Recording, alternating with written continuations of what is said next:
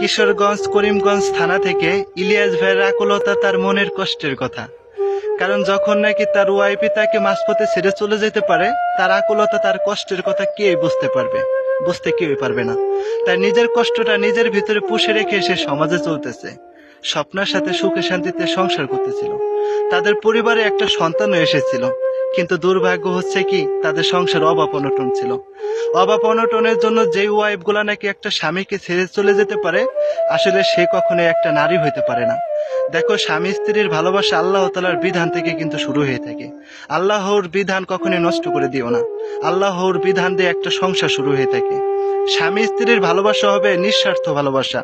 যখন স্বামীর ব্যথায় যখন স্ত্রী ব্যথা না অনুভব করতে পারে, সে কখন স্ত্রী হইতে পারে না। যখন স্ত্রীর ব্যথায় একটা স্বামী কষ্ট অনুভব না করতে পারে, সে কখন একটা স্বামী হইতে পারে না। তেমনি ইলিয়াস ভাই হয়তো দারিদ্রতায় সময় কাটাইতেছিল, হয়তো তাদের ভিতর অভাব অনটন ছিল, কারণ সবাই তোমরা গরিব মানুষ, হয়তো নুন আনতে আমাদের পান্তা ফুরাবেই। তবে সে ওয়াইফটাকে নিয়ে ঢাকা শহরে একটা জব করতে থাকে। গার্মেন্টসে যখন জব করতে থাকে, হয়তো তাদের সুখে শান্তিতে সংসার চলতেছিল। কিন্তু তার ইলিয়াস ভাই শাশুড়ি অথবা শ্বশুর বলে যে, দেখো, আমার মেয়েটাকে বিদেশ পাঠাই দিয়ে থাকি, বিদেশে গেলে হয়তো তুমিও ভালো থাকতে পারবা, তোমার সন্তানের ভবিষ্যৎটা ভালো হবে। তখন ইলিয়াস ভাই বলে যে, যদি ও যাইতে চাই তো যাক। তখন ওই নারীটা ওই দূরপ্রবাসে যেয়ে থাকে। যখন দূরপ্রবাসে যাই, ইলিয়াস ভাই বলে যে, দেখো, তোমাকে ছাড়া তো আমি কখনোই নিজে একা থাকতে পারবো না, ওই সন্তানটাও থাকতে পারবে না, তুমি 3 বছরের বেশি বিদেশ কিন্তু থাকবে না। হয়তো সেই নারীটা বলে যে, হ্যাঁ, আমি 3 বছরের বেশি ওই প্রবাসে থাকবো না। যখন নাকি প্রবাসে চলে গেল, তখনই তার অহংকারটা বেড়ে গেল। কথায় আছে না, বিমানে উঠলেই বলে মানুষ বেঈমান হয়ে যায়, টাকা পয়সা হইলেই বলে মানুষের অহংকার বেড়ে যায়। আসলে সে বাস্তবতার প্রমাণ সেই মানুষটাই দেখাই দিল। আসলে সেই মানুষটা ভুলে গেল যে, আমার তো একজন স্বামী আছে, আমার তো একটা সন্তান আমি দেশে রেখে এসেছি। সে টাকা পয়সা দেওয়াই বন্ধ করে দিল। সে টাকা পয়সা সব নিজের বাবা মার কাছে পাঠাইতে শুরু করলো। আসলে স্বামীর কথাটা সে ভুলে গেল। কিসের জন্য? কারণ নিজের পায়ে নিজে সে দাঁড়াইতেছে, নিজে পরিশ্রম করা শিখছে, সে অনেক বড় নাপিত হয়ে পড়ছে। এই জন্য স্বামীর কথাটা চিন্তা করলো না। ইলিয়াস ভাই বলে যে, দেখো, আমার টাকা পয়সার কোনো প্রয়োজন নেই, তুমি তো আমার ওয়াইফ, তুমি আমার কাছে ফিরে আসো। তখন 3টা বছর পার হয়ে যায়, কিন্তু ওই নারীটা আর ফিরে আসার প্রয়োজন মনে করে না। 5টা বছর চলে যায়, কিন্তু ফিরে আসার প্রয়োজন মনে করে না। সন্তানটা বারবার বাবাকে বলে যে, বাবা, আমার মা কবে আসবে, বাবা, আমার মা কবে আসবে। তখন ইলিয়াস ভাই বলে যে, তোর মা আসবে, তোর মা আসবে, আবারও ফিরে আসবে। হয়তো সে বিদেশে আছে, তো এই জন্য আসতে পারতেছে না। যখনই নাকি ওই নারীটা দেশে আসলো, বাবা মার কথা মতো ইলিয়াস ভাইকে কি দিল? ডিভোর্স দিয়ে দিল। এ হচ্ছে তার প্রকৃত একটা নারীর পরিচয়, এ হচ্ছে সন্তানের প্রতি ভালোবাসা। এভাবে কখনোই ভালোবাসার প্রমাণ দেওয়া যায় না। নিজে হয়তো সুখের জন্য বলে যে, আমি 5 বছরে 20 লক্ষ টাকা ইনকাম করছি, তুমি 20 বছরেও কোনোদিনও 20 লাখ টাকা কামাই করতে পারবা না। তবে তোমার সংসার আমি কিসের জন্য করব? টাকা পয়সায় যদি একটা সুখ কিনা যাইতো রে ভাই, তাহলে ধনীরাই আজকে সুখের মালিক হইতো, আমরা গরিব মানুষ সুখের মালিক হওয়ার অধিকার রাখতে পারতাম না।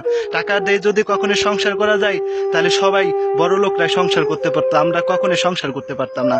ইলিয়াস ভাই সন্তানটা এখন তোমার সন্তান যে ছিল, ইলিয়াস ভাইকে জড়িয়ে ধরে একটা কথা বলে যে, আব্বু, আব্বু, আমার আম্মু দেশে আইলো, আমাকে কিসের জন্য নিল না, আমাকে আব্বু কিসের জন্য নিল না। ওই বাচ্চা চোখের পানি দেখে ইলিয়াস ভাই চোখের পানি ধরে রাখতে পারে না, আউ করে কান্না করে যে, আল্লাহ, আমার গরিব হিসেবে পৃথিবীতে পাঠিয়েছো, আমার ওয়াইফকে তুমি ছিনিয়ে নিয়ে গেলা। আল্লাহ, কিসের জন্য তুমি আমাকে গরিব ঘরে পাঠাইলা? তুমি না চাইলে আমাকে অনেক ধনী ঘরে পাঠাইতে পারতা। তবে আজ যদি ধনীর ঘরে হইতাম, হয়তো আমার ওয়াইফ আমাকে ছেড়ে যেত না, অবহেলা করতো না।